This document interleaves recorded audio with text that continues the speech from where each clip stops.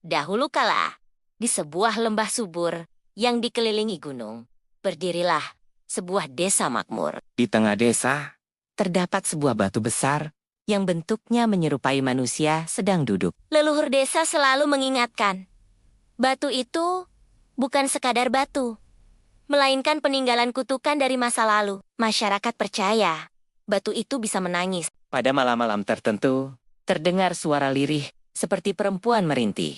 Namun sebagian orang menganggap itu hanya suara angin. Seiring waktu, generasi muda semakin berani. Mereka menertawakan legenda Batu menangis, bahkan menjadikannya bahan permainan. ada yang duduk di atas batu. Ada pula yang meludahinya. Suatu malam, Suara tangisan dari batu terdengar jelas. kali ini bukan lirih, melainkan keras dan memilukan. Warga ketakutan, tapi sebagian masih tidak peduli. Keesokan paginya, tanah di sekitar batu tiba-tiba basah.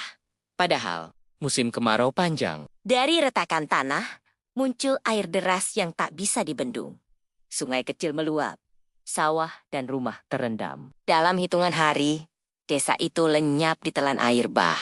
Hanya batu menangis yang tetap berdiri di tengah genangan, seolah menjadi saksi bisu kehancuran. Orang-orang yang selamat pindah ke tempat lain. Mereka bersumpah untuk tidak pernah lagi meremehkan tanda-tanda alam. Batu menangis kini dipercaya sebagai pengingat bahwa kesombongan manusia hanya akan membawa bencana. Pesan dari cerita ini, dengarkan peringatan alam, karena seringkali Alam lebih jujur daripada manusia.